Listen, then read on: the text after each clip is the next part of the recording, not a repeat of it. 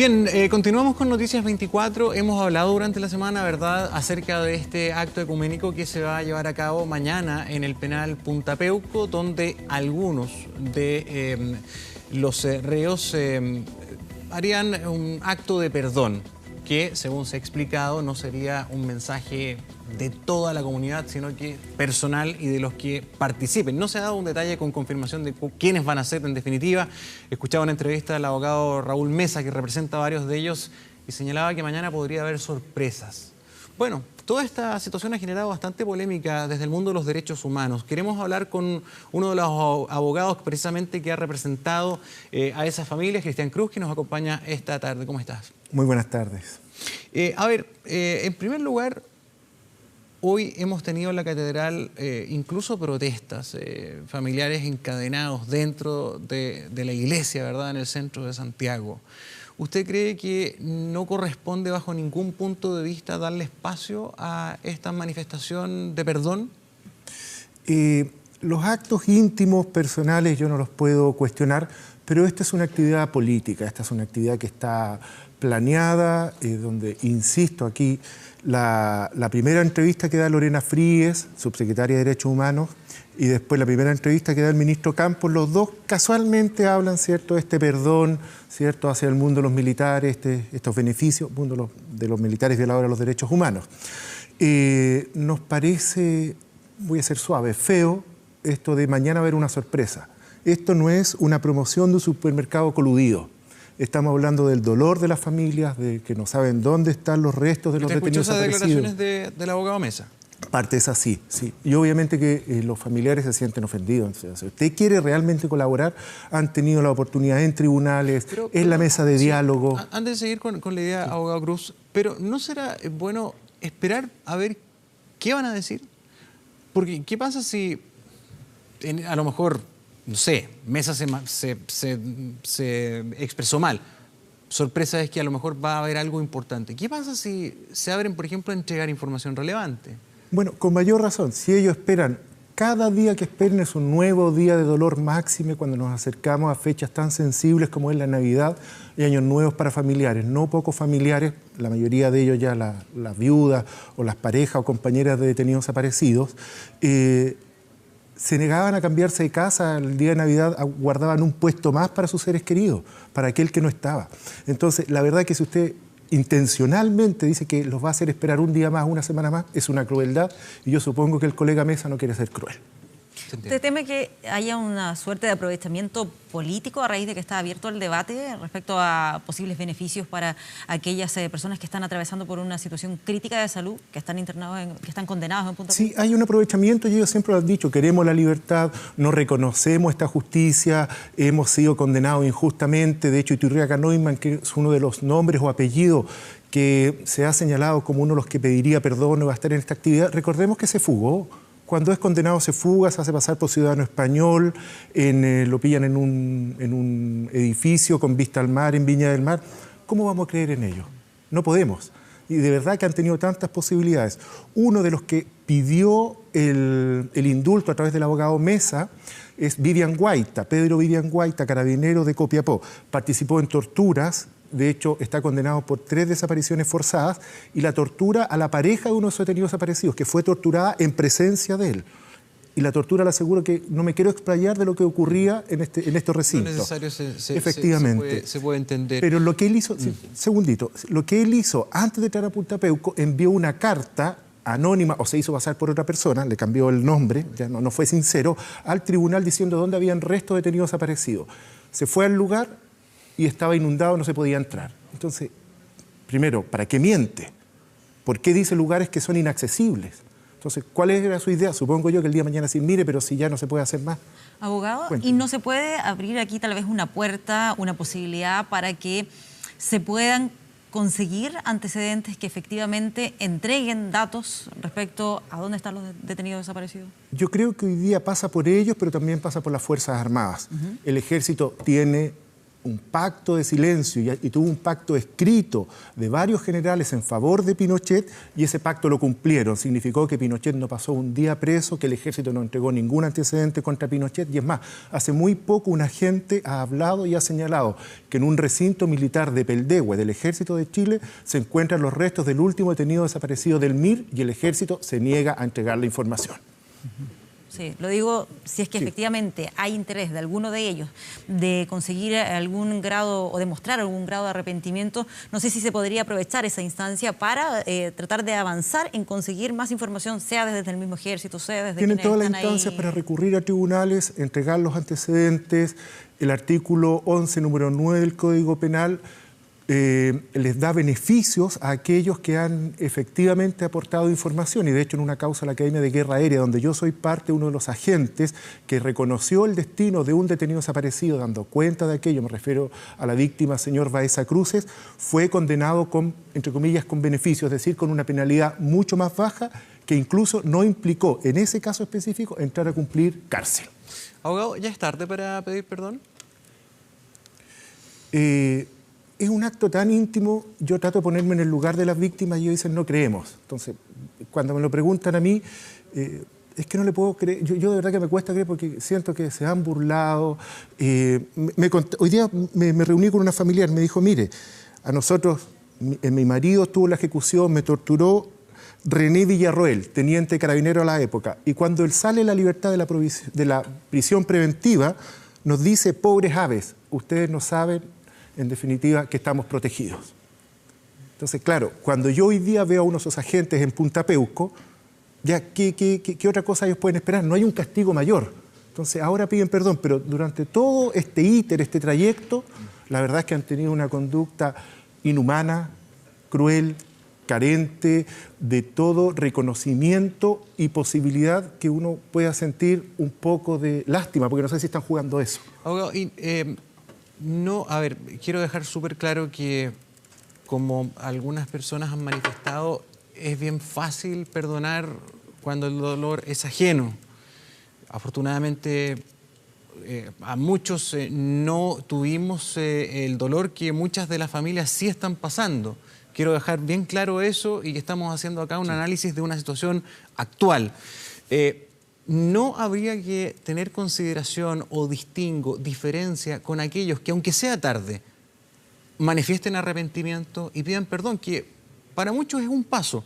Porque hay algunos que no se van a arrepentir, y lo han dicho. Krasnov, por ejemplo, él ha dicho, yo no me voy a arrepentir de nada. Él se ha mantenido en esas. Pero hay otros que tal vez van a cambiar su postura.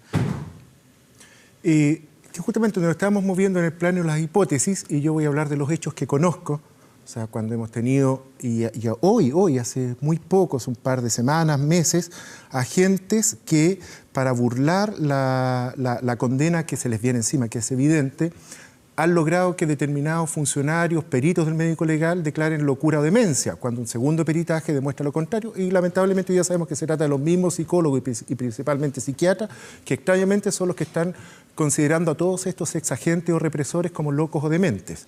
¿Ya? Cuando tenemos a Contreras Donaire, que fue indultado por el presidente Lagos hace 10 años por tener un cáncer, es decir, una enfermedad terminal, han transcurrido 10 años, quizás un poco más, y está vivo.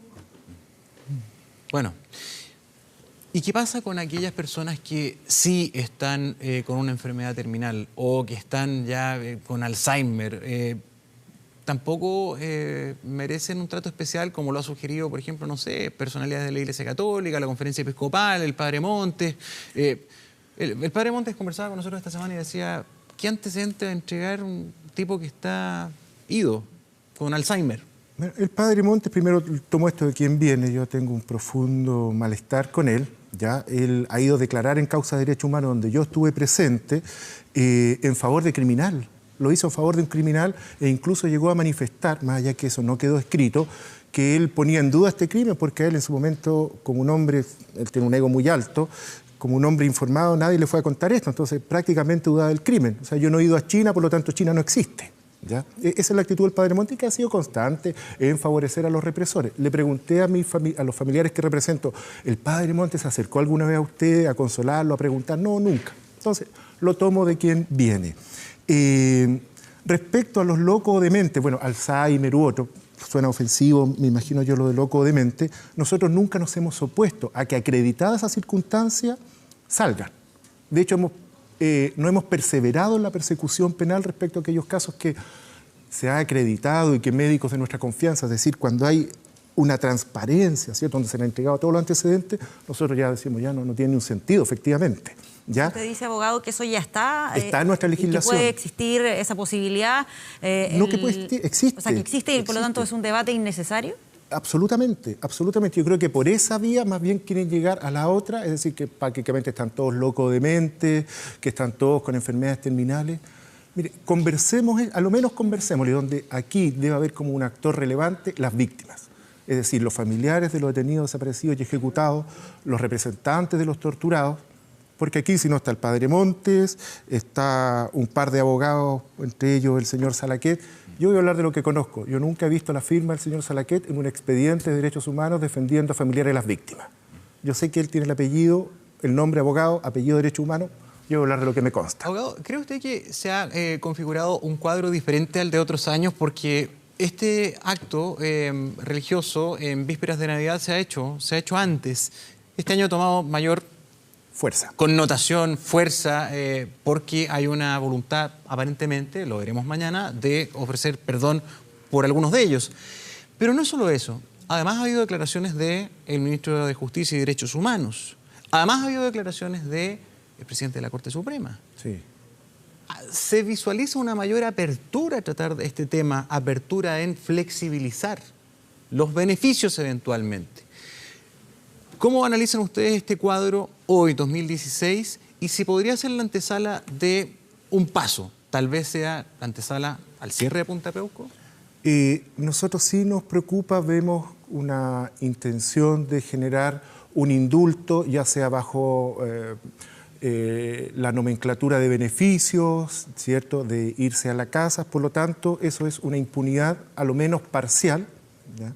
El clima que hay, usted bien lo dijo, le faltó la subsecretaria de Justicia, ¿ya? Entre otros, subsecretaria de Derechos Humanos, que nosotros hemos leído claramente que ellos están, palabras más, palabras menos, en pos o por favorecer con beneficios a los violadores a los derechos humanos. Entonces sí, nos preocupa. Vemos que hay una decisión política, que está también determinados senadores, algunos de la democracia cristiana, obviamente de la derecha, parlamentarios. ¿Qué podemos hacer aquí? Lo que siempre hemos hecho, es ir al único lugar posible, que son los tribunales, a la sociedad. Jugamos con las manos limpias, no creemos en la justicia a propia mano. ¿Sabe lo difícil que es para los familiares creer después de todo los habeas corpus, cuando el presidente de la Corte Suprema en su momento dijo que los detenidos desaparecidos los tenían Curco, cuando la Corte Suprema en democracia, porque es fácil echarle toda la culpa a los milicos, perdón, a los militares, de que no, ellos inventaron lo de Carmen Gloria, el caso quemado. Cuando el caso Carmen Gloria llega a la Corte Suprema en democracia, los ministros de la Corte Suprema estuvieron dispuestos a creer esa mentira, ¿ya? Porque hoy día, en realidad un militar habló, un soldado, no se quemó sola. Seamos honestos. La Corte Suprema ha sido durante muchos años cómplice, y cito al presidente Piñera, cómplice pasivo, y yo en realidad diría activo, de la violación de los derechos humanos. ¿Siguen siendo cómplices de los derechos humanos? No, ha cambiado. ¿O cambió? Cambió. Y la opinión del presidente de la Corte Suprema yo la valoro porque es diáfana. O sea, no va con recovecos ni con dobles intenciones, es clara. Y me parece bien que lo diga porque así nosotros también sabemos bien cuál es el terreno que estamos pisando. Distinto justamente a lo que ha hecho el ministro y la subsecretaria de Justicia y Derechos Humanos respectivamente, que después se desdicen. Entonces ahí es cuando las luces de alerta se nos prenden. Claro. Han sido ahí varios los actores que han estado opinando en este debate y me gustaría saber cuál es la evaluación que usted hace, más allá del padre Montes, el rol que está tomando la Iglesia Católica en este debate. La Conferencia Episcopal, lo mencionábamos, llamó a la clemencia y misericordia con los presos de Punta Peuco. No me gusta esa actitud, a mí me gusta la Iglesia Católica con el rostro que aparece para que todos y los niños, los jóvenes también pueden ver el que aparece en la moneda de 500, es decir, de Monseñor Silva Enríquez, sí, el cardenal, porque él representó una iglesia con los pobres, una iglesia con los que sufren, no con los victimarios. Finalmente, todos obviamente pertenecen a una grey, todos somos hijos de esta misma patria, pero esta patria ofendió, humilló a una importante cantidad de chilenos y le están pidiendo a las víctimas que se sientan victimarios, porque cuando el ministro de Justicia dice le falta cojones o ha faltado coraje para esto, le está diciendo cobarde a las víctimas. Eso le está diciendo. Cuando el padre Montes dice, mire, a las víctimas, a los familiares, yo los respeto, pero ellos no entienden lo que pasa, los trata de tontos. Entonces, ¿sabe qué? No me parece esta actitud que ha tenido la Iglesia, pero sé que hoy día recibió, a propósito de esta toma en la catedral, a los familiares, y yo espero que se hayan comprometido a ser más ecuánimes, a lo menos a escuchar a todas las partes, pero esto no es una decisión de la Iglesia Católica. Finalmente esto es una decisión política y no tengo ninguna duda que aquí algunos se intentan esconder bajo una sotana para, por esa vía, justificar la impunidad para los victimarios. Y con eso yo apunto directamente hacia determinados parlamentarios. Sí, y la última duda que me queda a mí al menos es lo que se refiere a si se debiera tratar caso por caso, no generalizar respecto a lo que pasa ahí con los condenados. Estoy pensando puntualmente el ejemplo que se suele dar de Carlos Herrera Jiménez, como alguien que ha colaborado con la justicia o que ha mostrado en algunas declaraciones cierto arrepentimiento por los actos que él cometió. En ese caso puntual, por ejemplo, que está vinculado con Tucapel Jiménez. Claro, que está lejos de ser el único. O sea, sí, obviamente cuando se apunta a un solo caso tan conocido, fácil, pero todo el historial de terror que tiene Carlos Herrera, que nos diga cuántas personas torturó, quiénes fueron los que lo acompañaron a torturar, porque aquí hubo todo un camino recorrido por Herrera Jiménez.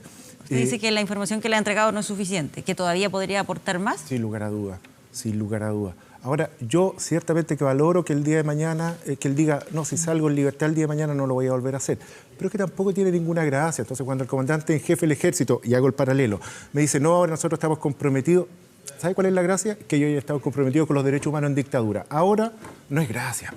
No tiene gracia. Y mire, fíjese que a propósito de la edad, porque es el tema que hoy día van a jugar.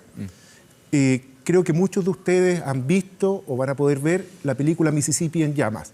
Narra la historia de 3 jóvenes en Estados Unidos, 2 blancos y un afroamericano, que son asesinados, enterrados y al poco tiempo después aparece su cuerpo, o lo logran encontrar. Aquí están los racistas, el Ku Klux Klan, ¿cierto?, la derecha en Estados Unidos. Y recién, esto ocurrió el año 64, y recién el año 2005 pudieron ubicar y enjuiciar a uno de los principales responsables, Edgar Killen, con 80 años de edad, el año 2005, un hecho acaecido el año 64, y lo condenaron a 60 años de cárcel efectiva. El contador de Auschwitz, 95 años, y hace unos pocos meses condenado, y eso que no actuó de mano propia, lo condenaron a 4 años de prisión efectiva. Esos son los parámetros que queremos, si no nos vamos a fijar con los parámetros bananeros, la injusticia en El Salvador, la justicia en Guatemala, o sea, hablemos en serio. ¿Queremos una justicia OCDE o queremos una justicia bananera? Finalmente, bajo su punto de vista, ¿los violadores de derechos humanos pierden sus derechos humanos? Nunca los han perdido ni nosotros los hemos permitido. Y si usted me permite, recuerdo un caso de un abogado que los defendía, que también se fue detenido en estas causas de derechos humanos, y no habiendo causal legal, los abogados de derechos humanos que estamos ahí pedimos al presidente en ese momento, porque había un alegato en favor de los que ellos mismos habían planteado, es decir, los agentes, y en razón de que en ese instante iba a quedar indefenso, le pedimos al presidente de la sala que pospusiese los alegatos ya hasta que el colega saliese o nombrase a otro abogado. Entonces, la verdad que hemos sido súper cuidadosos porque no estamos dispuestos a transformar a los victimarios en víctimas. Bien, abogado Cruz, muchísimas gracias por venir esta tarde. Muchas gracias a ustedes por la invitación. Gracias por acompañarnos. Gracias.